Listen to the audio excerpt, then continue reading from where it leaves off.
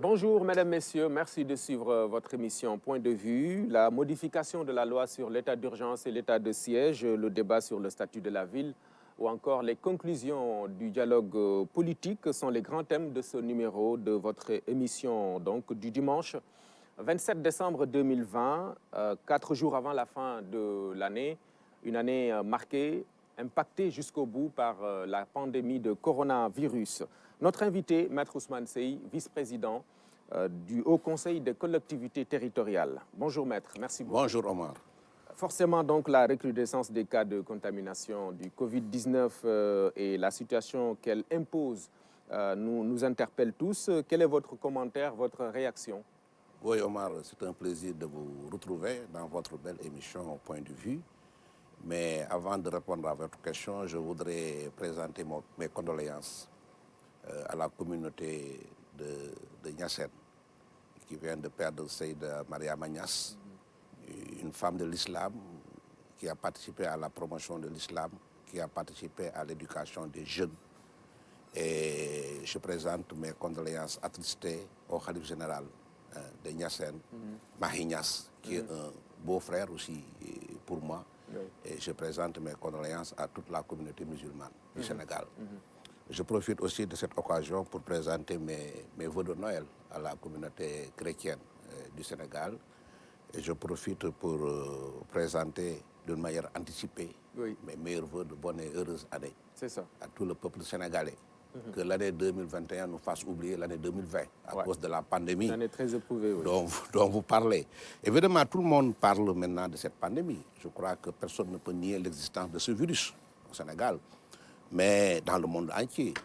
Mais les gens en parlent, mais les personnes n'ont pas le même comportement devant ce virus, devant cette pandémie mondiale. Vous savez, je viens de Kaolack d'ailleurs. Je suis passé par Saly hier, je suis passé par Mbour. Ce que j'ai remarqué, j'ai vu des rassemblements. Et les personnes ne respectaient pas les mesures barrières. Il y a des rassemblements partout, on ne porte pas de masque.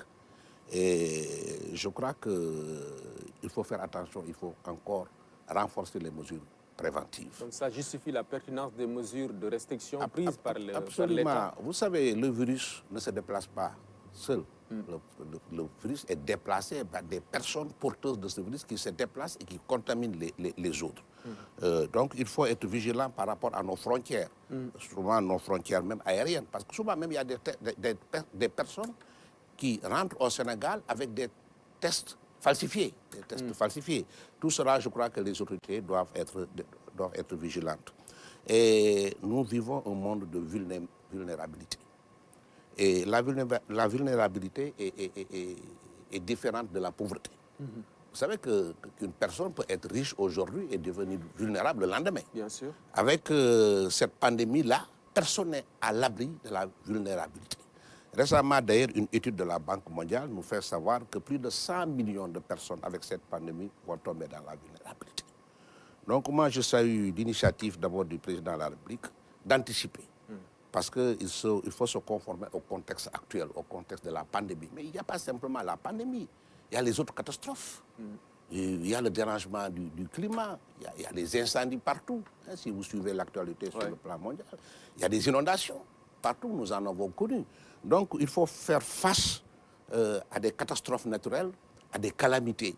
Et donc il faut effectivement des mesures d'accompagnement. C'est ça. Et je crois que c'est dans ce sens que le président de la République a introduit ce projet de loi, numéro 69-29, du 29 avril 1969, sur l'état d'urgence, l'état de siège et la prévention des catastrophes naturelles et des crises sanitaires. D'accord. On peut dire qu'on tire les leçons du Covid et des inondations qu'on a récemment connues dans certaines parties du pays. Absolument. Vous savez qu'on a vécu quand même des inondations pendant l'hivernage. Actuellement, on est en train de vivre la pandémie d'une manière un peu cruelle d'ailleurs, parce qu'on parle de nouvelles vagues de la pandémie. Donc, gouverner, c'est prévoir. C'est pourquoi je salue la vision et l'initiative du président de la République. Mais en tant que juriste, je voudrais faire des observations sur le projet de loi. Parce que je précise que c'est un projet de loi qui sera soumis au vote des députés, qui doit prendre certaines dispositions pour que la loi soit conforme à la Constitution. Parce que la loi modificative applique l'article 69 de la Constitution. Or, l'article 69 de la Constitution est intitulé de l'état de siège et de l'état d'urgence. Or, la loi modificative est intitulée de l'état de siège, de l'état d'urgence et de la prévention des catastrophes naturelles et des crises sanitaires. Donc, on a ajouté à la Constitution, parce que la Constitution ne prévoit pas les catastrophes naturelles et les crises sanitaires. Le législateur n'a pas le droit d'ajouter à la Constitution, de prendre une loi qui n'est pas prévue pour appliquer strictement les dispositions de la Constitution. De ce point de vue, je crois que les députés doivent prendre leurs dispositions pour modifier la Constitution. Et la Constitution nous dit que l'état d'urgence et l'état de siège peuvent être proclamés et en cas de proclamation, l'Assemblée nationale se réunit immédiatement si elle n'est pas en session. Est-ce qu'on va maintenir les mêmes dispositions en ce qui concerne les mesures prises en cas de prévention des catastrophes naturelles ou des crises sanitaires? Je crois que ça, vraiment, il faut que les députés y pensent. Autre chose, quand je lis le projet de loi, essentiellement, c'est l'intitulé qui change, l'article 1er, l'article 2, mais c'est l'article 24. On a ajouté un nouvel article 24 qui prévoit aussi que le président de la République, en cas, hors de l'état d'urgence, hors cas d'état d'urgence, sans proclamer l'état d'urgence, peut prendre des mesures pour prévenir les catastrophes, pour faire fonctionner les services publics normalement et pour protéger les populations. Mais dans quel domaine? Dans quelle matière? Parce que quand vous lisez la Constitution, il y a l'article 69 de la Constitution qui prévoit l'état d'urgence, l'état de siège, et je dis qu'il faut que cet article soit changé pour prévoir les catastrophes et les crises sanitaires.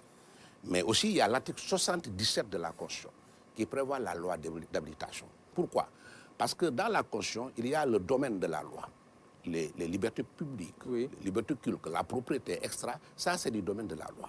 Il y a le domaine réglementaire. Et le président de la République n'a pas le droit de prendre des mesures qui normalement relèvent du domaine législatif, sauf en faisant recours à l'article 77 de la Constitution par une loi d'habilitation.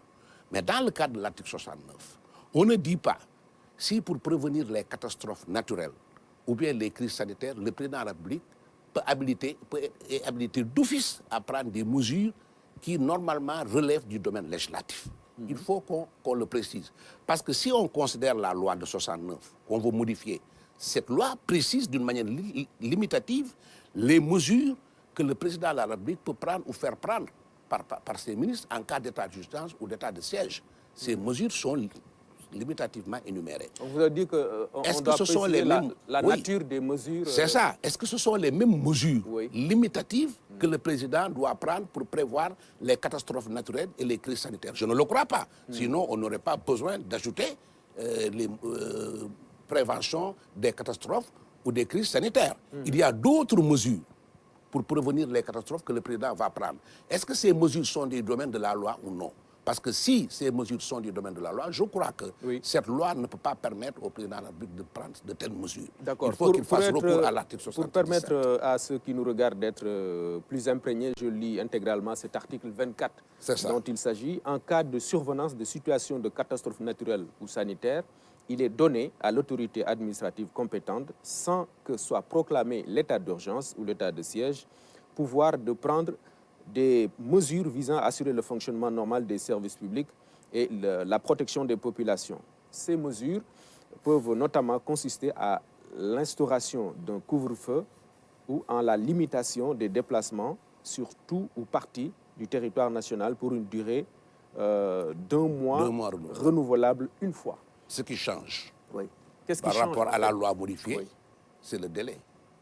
Parce qu'on avait dans la loi modifiée, le délai est de 12 jours renouvelable, mais sur autorisation de l'Assemblée nationale en cas de renouvellement du délai. Voilà ce qui change. Sinon, le couvre-feu, quand on proclame l'état d'urgence, on peut proclamer le couvre-feu. La restriction du déplacement des personnes, quand on proclame l'état d'urgence, on peut le faire. Alors je me demande, quelle est la nature des mesures que le président de la République peut prendre ou faire prendre en cas de prévention des catastrophes naturelles ou des crises sanitaires. Il faut que la loi prévoie la nature des mesures. Vous voulez dire quoi? Que la loi doit être plus précise en disant quoi, par exemple? La loi doit toujours être précise pour éviter des dérives. Quand la loi dit, l'article 24, le président de la République peut prendre des mesures pour assurer le fonctionnement normal des services publics et pour assurer la protection des populations, il faut que la loi aille plus loin pour nous indiquer la nature de ces mesures. Est-ce que c'est des mesures de nature réglementaire ou bien est-ce que c'est des mesures de nature législative? Si ce sont des mesures de nature législative, je crois que le président de la République ne peut pas prendre de telles mesures sans pour autant y être habilité par l'Assemblée nationale. Si on dit par exemple catastrophe naturelle, oui. Qu'est-ce qui doit être plus précis là? Quand on dit catastrophe naturelle, c'est le président de la République qui apprécie et l'Assemblée nationale qui doit apprécier la catastrophe naturelle. Parce que si c'est en cas d'état d'urgence, le président de la République, c'est lui qui apprécie l'état d'urgence et qui le proclame. S'il y a catastrophe naturelle aussi, c'est le président de la République qui apprécie la catastrophe naturelle et qui met en œuvre l'article 24 de la loi modifiée. Mais dans ce cas, quelle est la nature des mesures à prendre pour prévenir les catastrophes ou pour faire face à ces catastrophes? Parce qu'il y a le domaine de la loi, il y a le domaine du règlement. Si c'est du domaine du règlement, il n'y a pas de problème. C'est le domaine de l'exécutif. Le président peut toujours prendre ces mesures-là. Mais si c'est le domaine de la loi, le président de la République ne peut pas prendre des mesures de nature législative sans pour autant y être habilité par l'Assemblée nationale au terme de l'article 77 de la Constitution. Parce que, vous savez, le président de la République, c'est lui qui gouverne. Oui. Il prend toutes les mesures pour gouverner. L'Assemblée nationale ne gouverne pas. Mais l'Assemblée nationale contrôle l'activité du gouvernement. Oui. Si on prive à l'Assemblée nationale son droit d'habilité et de contrôler par la ratification des mesures exceptionnellement prises par le président au niveau du domaine de la loi, il y aura dérive. D'accord. C'est apparemment ce qui justifie les réserves, du moins les critiques qui sont émises par certains. Moi, je ne fais pas de critiques, j'attire l'attention. Ouais. J'attire l'attention quand même du législateur. Parce que le président de la République a l'initiative des lois. Il fait un projet qu'il soumet aux députés. En dernière analyse, il appartient aux députés de voter et d'amender éventuellement le projet de loi. C'est pourquoi j'attire leur attention au moment du vote, parce qu'ils ont le pouvoir d'amender des lois. En tout cas, j'attire leur attention sur la conformité de cette modification avec la Constitution. Et ça éviterait cette critique qui parle, par exemple, d'une volonté d'hypertrophier les pouvoirs du président de la République, ou alors d'empêcher à l'Assemblée nationale d'exercer son contrôle naturel sur l'exécutif. Oui, vous savez, bon, nous sommes dans un régime présidentiel, hyper présidentiel, avec la suppression du poste de Premier ministre. Il faut le dire, il faut l'avouer. Et maintenant, moi, je ne peux pas reprocher au président de la République de concentrer entre ses mains l'essentiel du pouvoir, ou bien la totalité du pouvoir. C'est un état de droit et de fait. Mais il appartient aussi à l'Assemblée nationale de contrôler l'action du gouvernement. Il ne faut pas enlever à l'Assemblée nationale ce pouvoir-là de contrôler l'action du gouvernement. Bien qu'après l'Assemblée nationale, effectivement, il y a une opinion quand même publique aussi qui joue à peu près le même rôle et qui le fait très bien d'ailleurs au Sénégal. Ok. Voilà. Donc en insistant sur cette attitude des députés face à cette loi, vous voulez en fait que l'Assemblée corrige les limites de cette loi. Mais l'Assemblée est là pour ça. Quand la Constitution permet au président d'avoir l'initiative de la loi, la Constitution permet au président de la République de faire des projets de loi. Mais c'est l'Assemblée nationale qui est élue, qui représente le peuple pour voter la loi. Et au moment du vote, l'Assemblée a le pouvoir d'amender des lois, d'apporter des correctifs. Oui. C'est pourquoi je leur dis, ce projet de loi que je viens de lire, que vous venez de lire, il faut qu'il soit conforme à la Constitution. D'abord sur l'intitulé. Parce que la Constitution, l'article 9 de la Constitution qu'il applique est intitulé de l'état d'urgence et de l'état de siège. On a ajouté de la prévention des catastrophes naturelles et des crises sanitaires. Il faut que la Constitution soit modifiée pour prévoir les catastrophes naturelles et les crises sanitaires. Donc ça pour va que la loi une modification de la Constitution. Et puis, l'article nous dit, dans ce cas, avec le nouvel article 24, le président de la République peut prendre des mesures notamment le couvre-feu et la restriction des déplacements. Et quelle est la nature de ces mesures? Pour assurer le fonctionnement régulier des services publics et la protection des populations. Il faut qu'ils nous disent le domaine dans lequel le président peut intervenir, parce que le président ne peut intervenir, à mon avis, que par voie réglementaire. Si les mesures qu'il prend sont du domaine de la loi, il faut qu'il soit habilité par la Constitution, c'est-à-dire qu'il faut qu'il se réfère à l'article 77 de la Constitution par une loi d'habilitation. Parce que là, c'est l'Assemblée nationale qui exerce son contrôle pour autoriser, et l'Assemblée nationale qui exerce son contrôle a posteriori pour ratifier les mesures prises par le président de la République. Ça, c'est le pouvoir de contrôle de l'Assemblée nationale. Il ne faut pas lui enlever ce pouvoir-là. D'accord. Mais dans tous les cas, ça va changer quand même du point de vue de la pertinence de la loi. Les lourdeurs qu'on connaît souvent. Oui, voilà. oui, parce qu'avec l'ancienne loi, de ces catastrophes. En cas d'état d'urgence,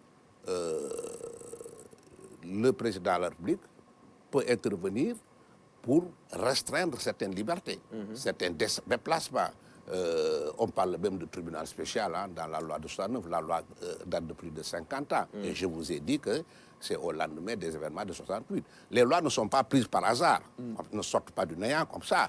C'est par rapport à un contexte particulier. Et c'était à l'occasion des événements de 68 que cette loi 69 a été prise pour prévenir le trouble à l'ordre public et pour prévenir la stabilité politique et la sécurité intérieure du pays.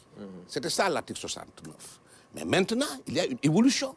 Il y a des catastrophes naturelles, il y a des crises sanitaires, il y a d'autres chocs qui pourraient intervenir. Demain, on ne sait pas comment la pandémie va évoluer. Oui. On ne sait pas s'il y aura d'autres catastrophes, telles que des inondations, des incendies, etc. Il faut permettre aujourd'hui à l'autorité exécutive de prendre très rapidement des mesures, comme c'est des cas imprévisibles, c'est comme la force majeure. Il faut permettre à l'autorité administrative, à l'autorité qui est le président de la République, de faire face à ces situations catastrophiques d'une manière très rapide, sans passer par des lourdeurs procédurales, etc. Et c'est pourquoi je salue la vision du président de la République.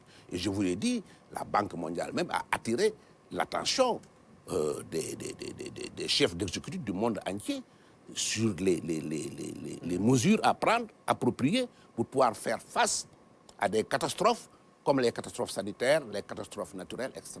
Et donc, je crois que de ce point de vue, le président de la République a une très belle vision qu'il faut saluer, et je salue cette vision. Cependant, sur le plan technique, juridique, moi, je suis un juriste, mais il faudrait conformer cette loi avec la Constitution.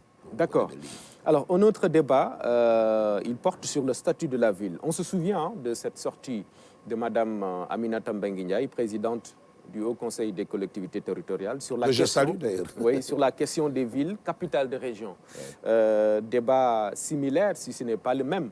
Est-ce que cela veut dire que le sujet est bien dans les travaux, est bien pris en compte dans les travaux du Haut Conseil? Bien sûr. Donc vous êtes le vice-président. Oui, vous savez, Mme Aminata Mbengue Ndiaye a parlé du statut des villes, mais il n'a pas la paternité de ce concept. C'est le Haut Conseil des collectivités territoriales, à travers ses organes, qui faisait un avis au président de la République sur la phase 2 de l'acte 3 de la décentralisation. Vous savez, la phase 1, c'était la communalisation intégrale. Maintenant, on est à la phase 2 qui concerne les réformes apportées au territoire pour que les territoires soient des espaces viables économiquement, pour que le découpage des territoires soit un découpage cohérent. Pour que la territorialisation des politiques publiques soit parce que le président de la République a choisi la territorialisation des politiques, de ses politiques publiques. Donc, vous savez, le Haut Conseil, quand même, d'après la Constitution, est là pour l'aménagement du territoire et la décentralisation. Donc, c'est l'organe approprié, l'institution appropriée pour se pencher sur cette question. La preuve, la première session du Haut Conseil était consacrée à l'équité territoriale. La deuxième session était consacrée au financement des collectivités territoriales. La troisième session qui vient d'être close et clôturée est consacrée à la coopération décentralisée, c'est-à-dire au financement innovant que peuvent bénéficier les collectivités territoriales. Nous sommes logiques dans notre réflexion sur quand même le devenir des collectivités territoriales, parce que c'est notre raison d'être, d'exister en tant qu'institution. Et nous apportons beaucoup au président de la République. Nous venons de lui envoyer 107 avis, je crois, 700, je ne sais pas, 107 avis, des rapports etc. Et sur ce premier thème consacré à l'équité territoriale, le premier sous-thème était consacré au statut des villes capitales de région.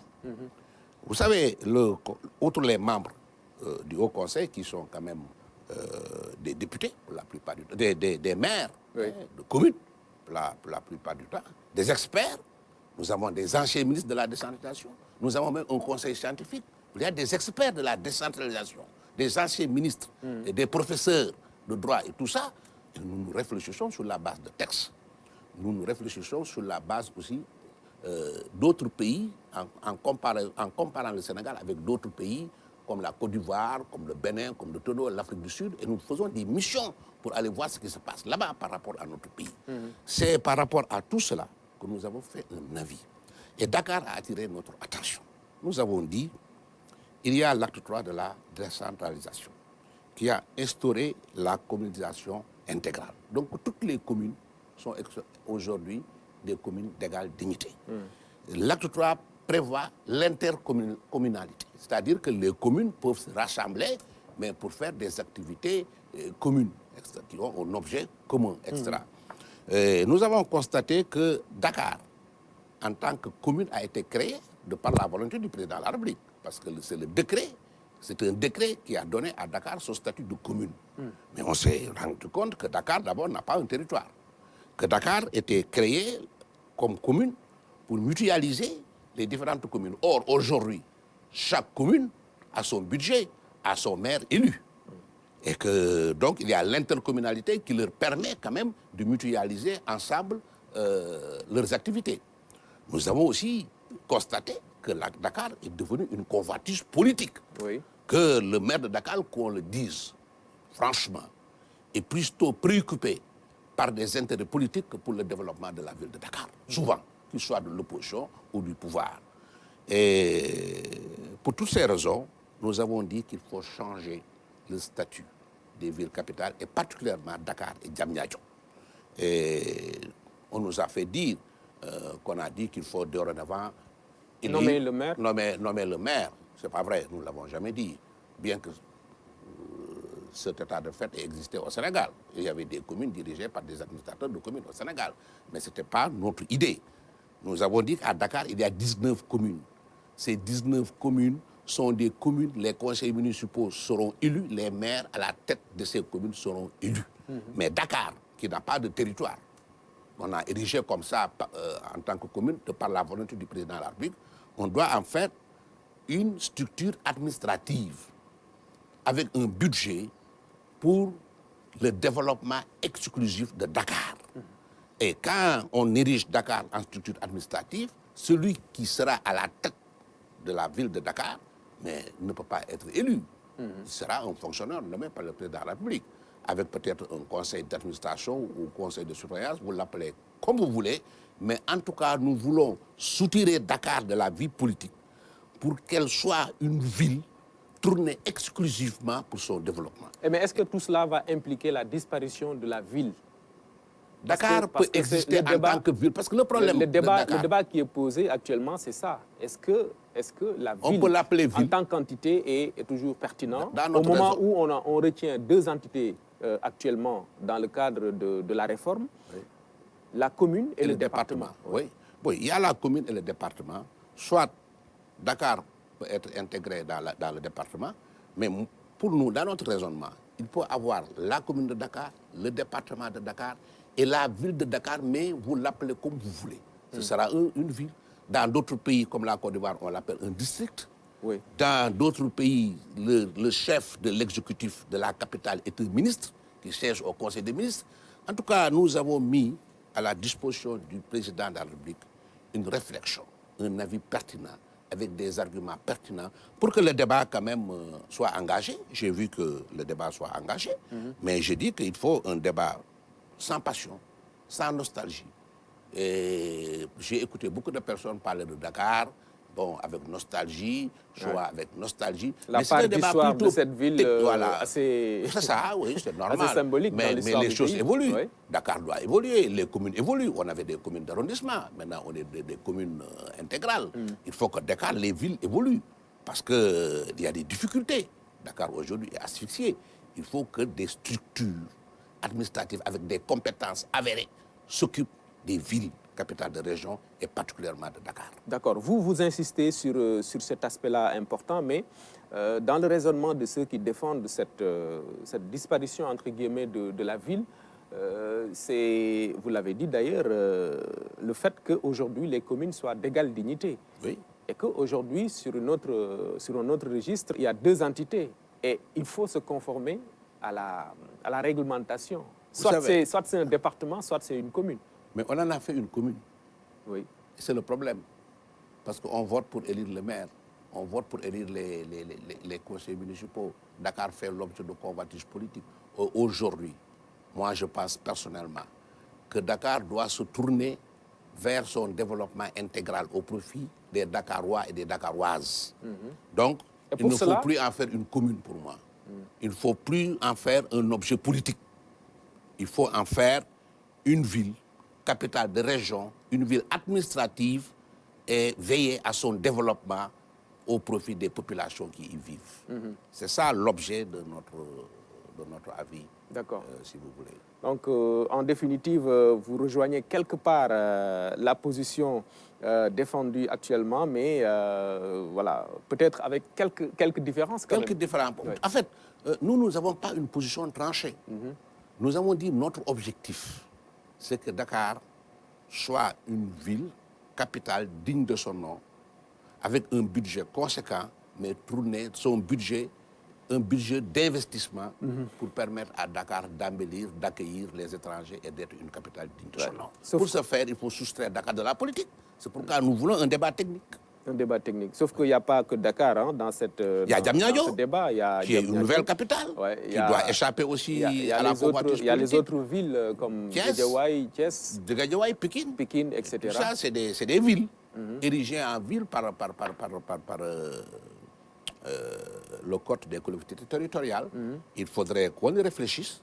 Le Haut Conseil est prêt à accueillir les maires, les acteurs politiques et tout le monde pour qu'on en débatte, pour enrichir notre avis et mettre ça à la disposition du président de la République. À dernière analyse, c'est lui qui fixe le statut des villes. La commune a son territoire, c'est découpé avec un nombre de populations, un territoire délimité. Mais ce n'est pas le cas de Dakar. Dakar, ses limites coïncident avec le département de Dakar. C'est pourquoi certains disent d'ailleurs que Dakar doit être reversé dans le département de Dakar. Dakar n'a pas de territoire. On l'a érigé en commune, avec un budget conséquent. Il n'y a pas de priorités qui sont fixées au maire pour investir son budget. Et souvent, le maire de Dakar cherche une clientèle politique au lieu d'investir vraiment son budget pour le développement de Dakar.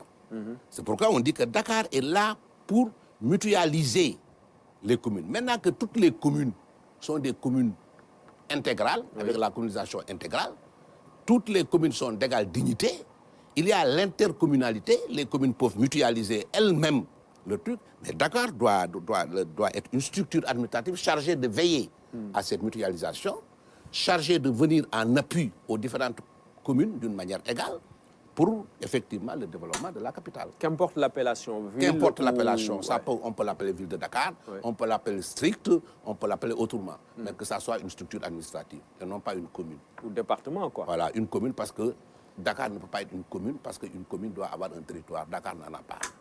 Voilà. D'accord. Alors, on passe au dialogue politique. Les résultats appréciés sous l'angle de la majorité qui voit sa taille augmenter avec l'arrivée de nouvelles forces politiques.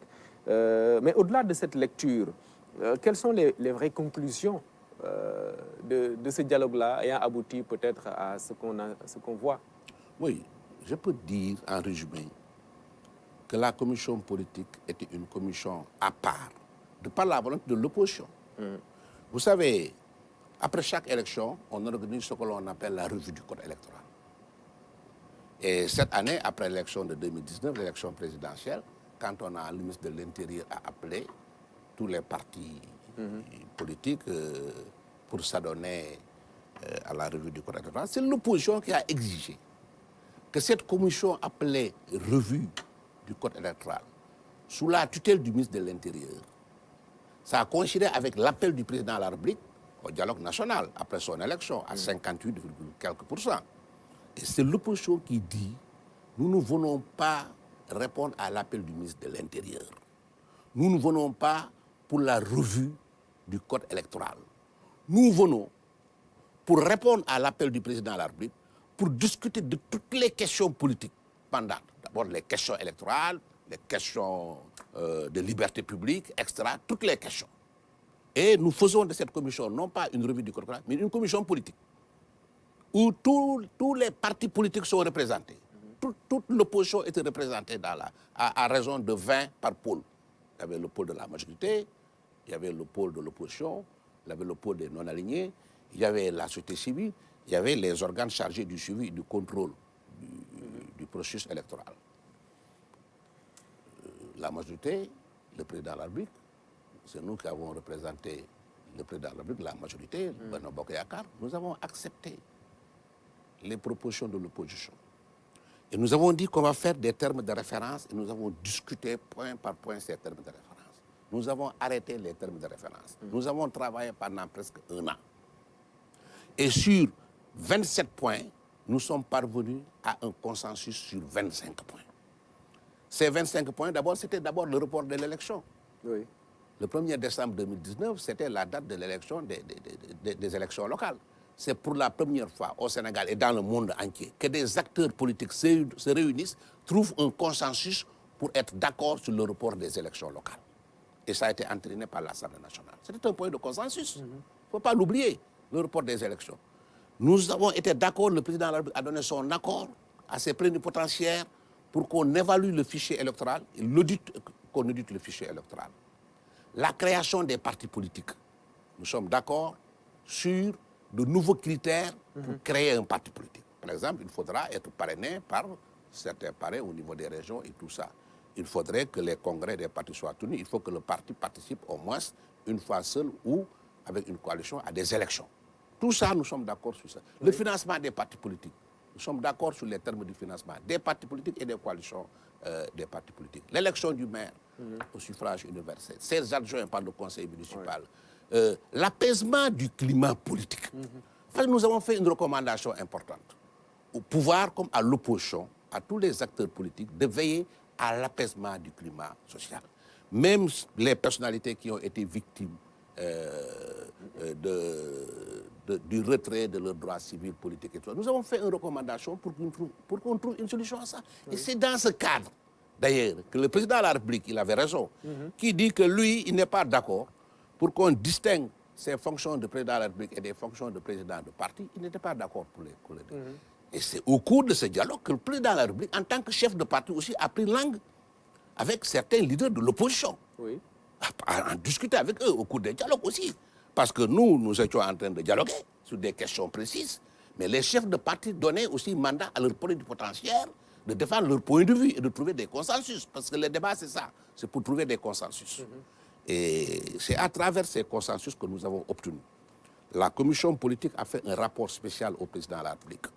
Au vu de ces conclusions, il y a un rapprochement entre le président de la République et certains membres de l'opposition. Oui. D'où l'élargissement aujourd'hui du pôle de la majorité, l'entrée de M. Idrissa Seck comme président du Conseil économique, social et environnemental, de M. Omar Sarr, avec des ministres, avec même, j'ai vu que l'autre jour, il y a un directeur général qui a été nommé quelque part, il est un membre du parti de M. Omar Sarr. Oui. Bon, qu'on soit d'accord, qu'on ne soit pas d'accord, la politique est ainsi faite. Il faut que certains dégagent pour que d'autres viennent et appuyer leur... Donc, en définitive, cet élargissement de la majorité et l'aboutissement du dialogue politique... c'est le dialogue politique qui a amené à l'élargissement des bases de la majorité présidentielle. Et il faut s'en féliciter. Mais comment comprendre alors ces critiques assez acerbes de certains responsables de l'opposition qui, si je comprends bien, ont été à la table du dialogue politique? C'est ce que vous voulez dire? Oui. Mais vous savez, nous sommes en politique. Bon, il y a certains qui ont accepté, le consensus, qui ont accepté de rejoindre le président de la République au niveau de Benno Bokk Yakaar. Et il y a d'autres qui n'ont pas... Oui, d'autres peut-être ne sont pas satisfaits des conclusions auxquelles nous sommes parvenus. Et c'est ça la politique. Ils ne sont pas d'accord. Mais je crois qu'il faut une certaine tolérance. Ceux qui ne sont pas d'accord doivent comprendre ceux qui sont d'accord. Et ceux qui sont d'accord doivent comprendre ceux qui ne sont pas d'accord. Je crois que la vie est ainsi faite. Ceux qui ne sont pas d'accord vont continuer leur combat. Parce que aussi, dans notre pays, nous avons besoin d'une opposition. L'opposition organisée, forte et importante dans un pays démocratique. Pour éviter les dérives ici et là, pour faire des propositions, pour faire avancer la démocratie dans ce pays. Moi, en tout cas, je fais partie de ceux qui croient à une certaine opposition, mais une opposition quand même saine, une opposition républicaine, une opposition constitutive d'exister. Je ne souhaite pas, bien que la situation s'y prête aujourd'hui avec cette pandémie-là, je te dis que nous vivons un monde de vulnérabilité. Oui. Hein, il ne faut pas confondre la vulnérabilité avec la pauvreté. La vulnérabilité, c'est une situation. La pauvreté, c'est un état. Et aujourd'hui, nous sommes devant une vulnérabilité permanente et que ça nécessite une cohésion nationale, un consensus. Mais on peut être ensemble sans avoir la même vision politique. Mais en tout cas, quand il s'agit aujourd'hui de se mobiliser, de combattre la vulnérabilité, parce que le président de la République, d'abord, il a mis sur pied un plan de résilience. Et Dieu merci, ce plan a bon fonctionné. Ouais. Aujourd'hui, il a mis sur pied un plan de relance économique. Absolument. Il faut, parce que la pandémie a des conséquences sur le plan économique et sur le plan social. Et le président de la République a été clair, il a raison. Nous ne pouvons pas, notre économie ne peut pas supporter une deuxième vague. Ce n'est pas possible. Sinon, notre économie s'écroule et nous tous, nous allons écrouler avec cette pandémie. Non seulement ce n'est pas la maladie qui va nous tuer, mais c'est la soif, c'est la faim, c'est la pauvreté qui extrêmement vont tuer effectivement les populations. C'est pourquoi nous devons, sur ce plan-là, avoir un consensus, nous unir ensemble, aider le président de la République à nous sortir de cette situation, parce que lui seul, c'est lui qui est légitime, c'est lui qui est élu par les populations, c'est lui qui gouverne. Donc nous devons tous lui apporter assistance pour sortir de cette situation. Mais il était bon de clarifier, je veux dire, une chose est de participer au dialogue politique, parce que c'est ce dialogue-là, effectivement, qui a mobilisé l'ensemble, ou presque, des acteurs politiques, et le dialogue national. Quand un responsable de l'opposition déclare tout haut qu'il n'est pas du dialogue, ça veut dire quoi, finalement? Oui, je vous ai dit l'historique de la commission politique. Et au début, il n'y avait pas le comité de pilotage du dialogue national, n'était pas encore créé par le président de la République. Mais quand même, il avait fait appel au dialogue et la commission politique avait commencé à travailler avec l'opposition, avec la société civile, les non-alignés, pendant presque 9 mois. Et après, on a mis sur pied le comité de pilotage du dialogue national.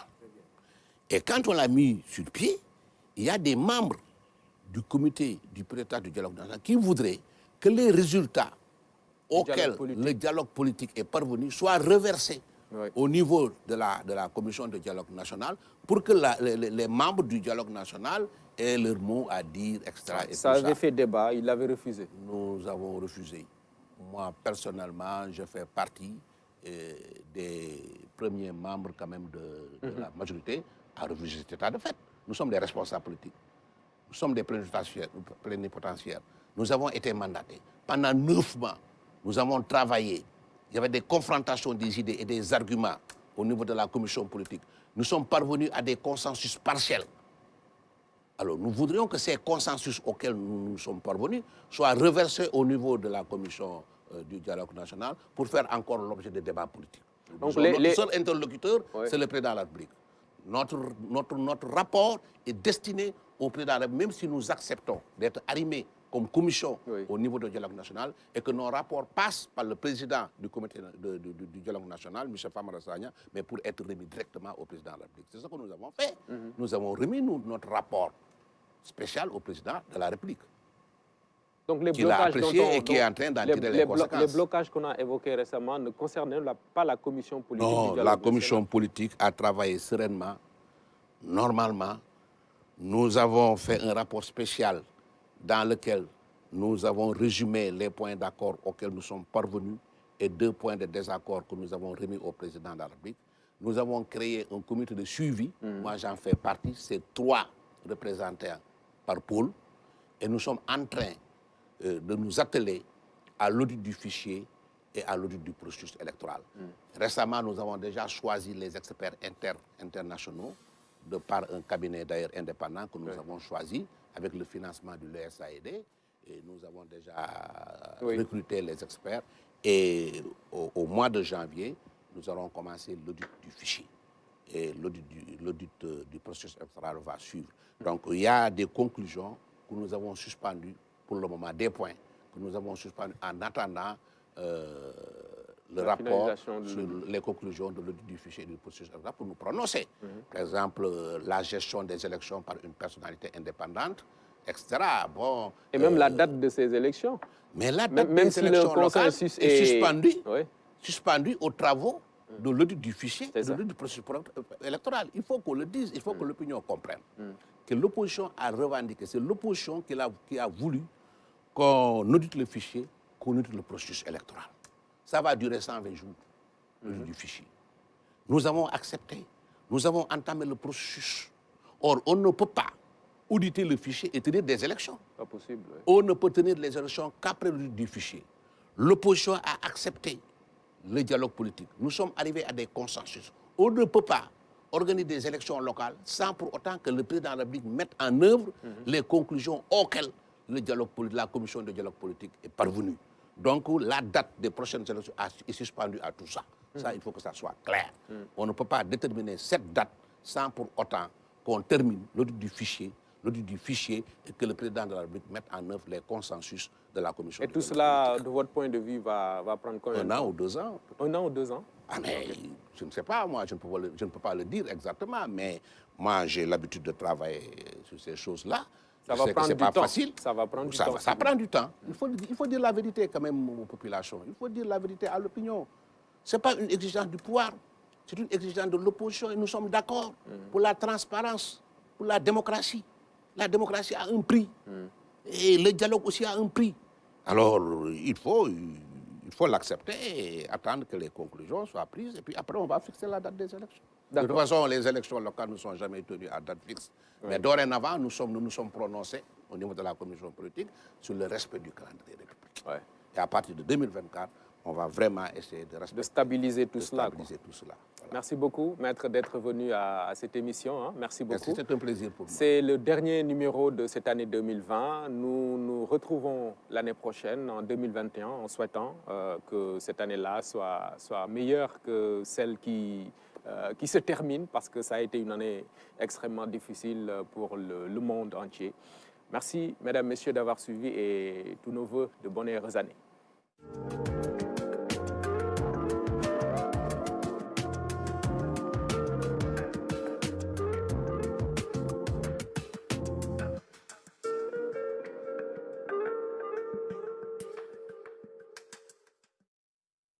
2020 tire à sa fin. Qu'en est-il de l'année écoulée? Et si nous vous proposons un rétro-pédalage?